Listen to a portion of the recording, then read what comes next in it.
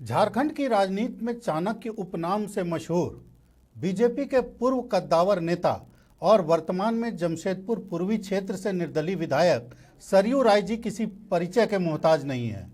हाल ही में सरयू राय के कुछ ट्वीट एक बार फिर राजनीतिक गलियारों में सुर्खियां बटोर रहे हैं, चर्चा का विषय भी हैं और कई लोगों की परेशानी का सबब भी बने हुए हैं।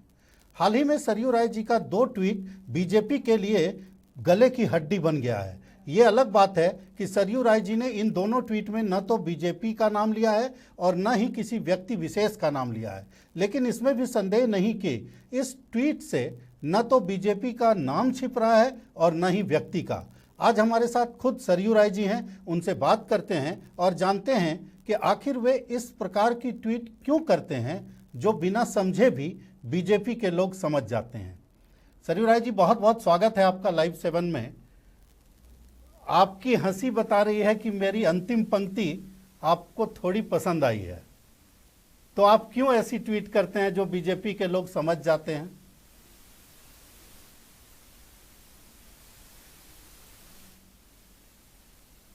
कुछ अक्षरों में संवाद दिया जाता है। अब उस संवाद को कोई हवा में से पकड़ ले तो उसकी बुद्धिमानी है। मैं तो किसी तरफ इशारा नहीं करता हूं। मैंने किसी पर कोई आक्षेप भी नहीं किया। मैंने कहा कि ऐसी एक घटना हुई, कहाँ हुई है, किसने किया है, इसके बारे कहा नहीं। चलो, कुछ लोगों ने मान लिया कि हमारे ही बारे में है, तो उन्होंने इसका खंडन कर दिया। तो मुझे लगा कुछ चीजें चल रही हैं, उन चीजों को जाना चाहिए लोगों के बीच में, शालीनता के साथ जाना चाहिए, किसी पर आरोप प्रत्यारोप किए बिना जाना चाहिए। तो मैंने ट्वीट के माध्यम से उसको कह दिया, इससे ज्यादा कुछ नहीं। यही सवाल तो यही है सरयू राय जी, जैसे कि आप भी मुस्कुरा रहे थे, बीजेपी ने ही क्यों पकड़ा इसको? हवा में चीजें तैर रही थी, जेएमएम ने नहीं पकड़ा, कांग्रेस ने नहीं पकड़ा, बीजेपी ने पकड़ लिया। इसीलिए यह सवाल उठता है कि आपके ट्वीट जो हैं वो बीजेपी को क्यों समझ में आ जाते हैं बिना समझाए हुए? अब यही तो मैं तो बीजेपी से अलग, बीजेपी ने मुझे अपने से अलग कर दिया, मैं अलग हूँ। तो बीजेपी का लाइन लेंथ क्या है, वो क्या सोचते हैं, किस तरह से चीजों को परखते हैं, इसके बारे में मैं कुछ कह नहीं सकता हूँ। क्योंकि कुछ संबंध रहता, बातचीत रहती तो जरूर मैं कहता। मगर अब अगर खंडन हुआ है तो खंडन हुआ है। उन्होंने कहाँ कहा है कि हमने ऐसा किया, उन्होंने खंडन किया है इसका। अब उनको लगा होगा हमारे बारे कहा जा रहा है। अब ये ऐसा हुआ नहीं हुआ, क्या हुआ, कौन हुआ, अगर बीजेपी में हुआ है तो अच्छा नहीं है कि लोग वहां नहीं जानते होंगे। चर्चा सब जगह है, सब लोगों में है, तो क्या कहा जा सकता है। मैं तो यही कहा है कि भाई कम से कम अपना घर छोड़ देना चाहिए। और ऐसे जो लोग हैं इस तरह की भूमिका में, जो कहीं कार्यालय बनवाते हैं, तो कार्यालय बनवाने में जितना उसका एरिया है, क्षेत्रफल है, उससे 700-800 वर्ग फुट ज्यादा दिखा देते। और जब उनकी केंद्रीय एजेंसी जांच करती है तो पता चल जाता है कि ज्यादा दिखा दिया। इसके अलावा जो रेट चार्ज किया वो भी ज्यादा है। तो ये भारतीय जनता पार्टी में ऐसा हुआ कि नहीं हुआ यही बता सकते हैं लोग। मैं कुछ आरोप नहीं लगाना चाहता। बड़े अच्छे लोग हैं भाजपा के लोग, एक आध लोगों को छोड़ दीजिए तो बढ़िया लोग हैं। और मुझे भी लोग अच्छा लगते हैं, गाय बगाए नमस्कार प्रणाम हो जाता है, हाल खैरियत पूछ लेते हैं तो अच्छा लगता है। इसलिए मैं उनको दुखी नहीं करना चाहूंगा। ये तो पहले की बात है, हालांकि नापी वापी हाल में हुई, मगर बात पहले की है। तो जो लोग इसको मान रहे हैं, हो सकता है कि उनको पता हो सकता है कि उनको जानकारी हो। मेरी तरफ से न पहले कुछ कहा गया है न अभी कुछ कहा जा रहा है। राय जी, मूल रूप से बात यही है कि ये पहले की बात है। वर्तमान नेतृत्व ने भी कल बात हुई तो जो कुछ वर्तमान नेतृत्व कह रहा है या वर्तमान बीजेपी कह रही है, आपने पूर्व बीजेपी के नेतृत्व पर, ये जितना मुझे समझ में आता है, क्योंकि आप भी इतना मानेंगे कि आपकी बातें और बीजेपी की बातें मुझे थोड़ी समझ में आती हैं, तो जितनी जानकारी के आधार पर न किसी दूसरी पार्टी का जिला कार्यालय बना, न किसी दूसरी पार्टी का इतना भव्य जिला कार्यालय बना, तो ऐसे हालात में तमाम चीजें जो है वो इशारा कर रही हैं कि बीजेपी के नेतृत्व के समय, पूर्व के नेतृत्व के समय ये सारी चीजें हुई। इसमें कहीं संदेह नहीं कि आपने गाहे बगाहे उस वक्त भी इशारा किया था, बल्कि बहुत खुलकर आपने कहा था कि पार्टी की स्थिति बहुत खराब हो रही है, कहीं न कहीं केंद्रीय नेतृत्व को ध्यान देना चाहिए। बात तब भी नहीं सुनी गई। ये आपका बड़प्पन है कि आप फिर भी लोगों को बहुत अच्छा बोल रहे हैं, लेकिन बात तब भी नहीं सुनी गई। तो अब एक बीजेपी के पुराने नेता होने के नाते अब बीजेपी का जो नेतृत्व है उसको आपकी क्या सलाह होगी? नहीं, बहुत प्यारे लोग हैं। मैंने उसमें ट्वीट में लिखा है सत्ता पलटी। अभी संयोग है कि झारखंड की भी सत्ता पलट गई और भाजपा में भी सत्ता परिवर्तन हो गई, एक संयोग है। तो अभी के लोग हैं, अच्छे लोग हैं, और मुझे लगता है कि पहले जो भी हुआ हो अब लोग ऐसा नहीं होने देंगे, मेरी यही उम्मीद है। और अगर कोई किसी का आचरण ऐसा हो जैसा दूध में मक्खी का होता है तो मक्खी को तो निकाल के किनारे कर देना चाहिए। और पार्टी है भारतीय जनता पार्टी, एक अलग संस्कृति, कार्य संस्कृति वाली पार्टी है और बहुत बड़ी संख्या है नेताओं कार्यकर्ताओं की इसमें। तो इसमें कोई निर्णय भी होता है तो एक लॉन्ग रोप थियरी है, थोड़ा रास्ता को लंबा करने का समय दिया जाता है। भाई खींच लीजिए, खींचते जाइए, खींचते ही जाइएगा तो फिर आगे लोग विचार करेंगे। सर, इसलिए भारतीय जनता पार्टी का वर्तमान नेतृत्व बढ़िया है। बाबूलाल मरांडी जी आ गए हैं, भाजपा के आज सर्वमान्य नेता वही हैं और केंद्र ने भी उनको स्वीकृति देकर भेजा है। तो बाबूलाल जी तो जरूर नए परिवेश में तो जरूर सोचेंगे और तय करेंगे कि पार्टी बढ़िया से चले। हाँ, शुभकामना हमारी। बाबूलाल जी के बारे में आपने बहुत कई तारीफ की बातें कही हैं।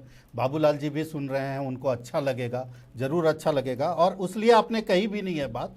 लेकिन जो एक हाल का ही एक और ट्वीट है आपका कि शरीर का फोड़ा दवा से ठीक ना हो तो उसका ऑपरेशन होता है, नहीं तो वह बहुत खराब स्थिति में आ जाता है। चुनाव आयोग ने बाबूलाल जी के कहने पर ये शिकायत दर्ज की थी।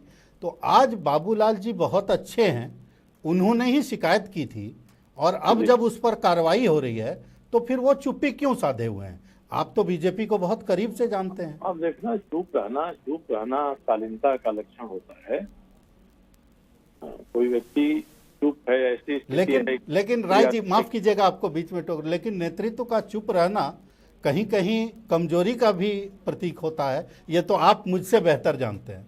बाबूलाल जी चीजों को संभाल रहे हैं और संभालने में कुछ वक्त लगता है, और जो संभालने वाला है, नेता है, वही रोज प्रतिक्रिया देने लगेगा तो अच्छा नहीं होगा। संज्ञान में उनके ये बात है क्योंकि मामला उन्होंने ही उठाया। अब उन्होंने उठाया, मामला अब अंजाम तक पहुंचने जा रहा है। समय चुनाव आयोग ने जिस नियत से राज्य की सरकार को FIR करने के लिए कहा था, अगर उसी नियत से FIR हो गया होता तो सबका नाम उस समय ही आ गया होता। कोई मुलाजिम है, मुलाजिम कोई कार्रवाई करता है अपना जो उसके नियोक्ता है उनके लिए, तो अपने से थोड़ी करेगा वाहवाही लूटने के लिए। क्या मतलब था अजय कुमार को, क्या मतलब अनुराग गुप्ता को इतना हंगामा मचाते? जब जांच हुई, जांच में ये चीजें सामने आ गई तो मान लेना चाहिए, इस पर भी चुप्पी साध लेना चाहिए। जो नियम कानून करेगा, सरकार ही नहीं ना सब करती है, सरकार जो करती है उसके ऊपर कोर्ट भी है, न्यायालय है। तो अगर कोई IO, कोई अधिकारी, कोई SCB कुछ कर देगा तो अंतिम फैसला तो न्यायालय में होगा उसका ना। इसीलिए बाबूलाल जी चुप हैं, शालीनता का प्रदर्शन कर रहे हैं, वो मनन कर रहे हैं, घूम रहे हैं चीजों को, वो यही मानते हैं। और आगे जो भी होगा बाबूलाल जी के नेतृत्व में अच्छा होगा। हम लोग के संबंध रहे हैं, पुराने संबंध रहे। इससे कोई मुझसे पूछता है कि क्या रिश्ता है, तो मैं तो यही कहता हूँ कि झारखंड की राजनीति में बाबूलाल जी हमारे फर्स्ट लव रहे हैं और नेक्स्ट चॉइस अर्जुन मुंडा जी रहे हैं। तो फर्स्ट लव और नेक्स्ट चॉइस दोनों से हमारे अच्छे संबंध हैं, मधुर संबंध। बाबूलाल जी शालीन व्यक्ति हैं, आगे ले जाना है राज्य को, अपनी भूमिका निभाएंगे उसमें। जितना मैं समझ सकता हूं सरयू राय जी, फर्स्ट लव को लोग भूलता नहीं है, तो बाबूलाल जी को आप भूल नहीं पा रहे होंगे। तो आपसे सबसे पहले तो आपको मैं ये सुनाना चाहता हूं, अपने दर्शकों को ये दिखाना चाहता हूं कि बीजेपी के लोगों का आपके ट्वीट पर क्या कहना है, क्योंकि बीजेपी बड़ा तिलमिला रही है, तिलमिला करके आपका नाम नहीं लेती है, लेकिन हम लोगों के ऊपर निशाना साधती है, मीडिया के ऊपर निशाना साधती है। आप भी सुनिए और दर्शक भी सुने कि बीजेपी का इस पूरे मामले पर क्या कहना है। पार्टी के कार्यालय को निर्माण के लेकर के जो मीडिया में खबरें चलाई जा रही है वह बिल्कुल निराधार और भ्रामक है। भारतीय जनता पार्टी की कार्य प्रणाली पूरी तरह लोकतांत्रिक एवं पारदर्शी है। यह पार्टी व्यक्ति और परिवार की पार्टी नहीं है। इस पार्टी को करोड़ों कार्यकर्ताओं ने सींचा है खून और पसीने से, और इसी का परिणाम है कि आज भाजपा देश में दुनिया की सबसे बड़ी राजनीतिक पार्टी है। सरयू राय जी, आपने सुना आदित्य साहू जी ने जो कुछ भी कहा, पार्टी ने जो कहा उन्होंने बैठ करके कह दिया। अब सवाल ये उठता है कि पूरी तरह से हम लोगों पर दोष जा रहा है। आप तो हम लोगों के बड़े प्रशंसक रहे हैं, शुभचिंतक रहे हैं, हम लोगों के ऊपर दोष जा रहा है, इसलिए थोड़ा दोष अपने ऊपर भी ले लीजिए। और ये कहा जा रहा है कि मीडिया में चल रही खबरों का हम खंडन करते हैं, जबकि खबर तो आपने दी है। कोई हवा में तीर जाएगा और उसको आप ही पकड़ लीजिएगा तो लोग आप ही के बारे में कहेंगे, क्या करें। हमने तो खबर के रूप में पकड़ा, तो अब खबर का ही ना प्रभाव है, और खबर का ही प्रभाव है कि मुझे आपके सामने स्पष्टीकरण देना पड़ रहा है। भारतीय जनता पार्टी के नेता आप पर विफल रहे हैं, तो खबर का ही प्रभाव है। अपने साहस का काम किया है, अच्छा किया। सरयू राय जी, एक महत्वपूर्ण सवाल ये उठता है कि आपने अभी अभी कुछ देर पहले बताया था आप इतनी परेशानी हो रही है, कहता है कि कोई घर से भले ही आपको निकाल दिया गया हो, लेकिन जिस घर में आप इतने दिन रहे आपका वो व्यक्तित्व तो नहीं है कि आप उस घर को भूल सकें, और ये सारे ट्वीट उसका उदाहरण है, उसका प्रमाण है। तो आप अपने फर्स्ट लव से कभी मिलते नहीं है, बात नहीं करते हैं कि लव देखो ऐसा हो रहा है, इसको ठीक किया जाए?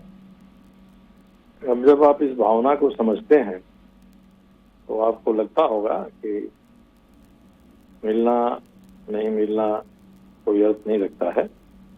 जो चीजें मानसिक स्तर पर रहती हैं कोई जरूरी नहीं है कि शारीरिक रूप से भी वो उसी तरह से रहें। ये मन की शक्तियां हैं, मन की शक्तियां संभालते रहती हैं लोगों को, और कोई सीख लेनी चाहिए। आपने जो पाया उससे अच्छा रहता है इससे।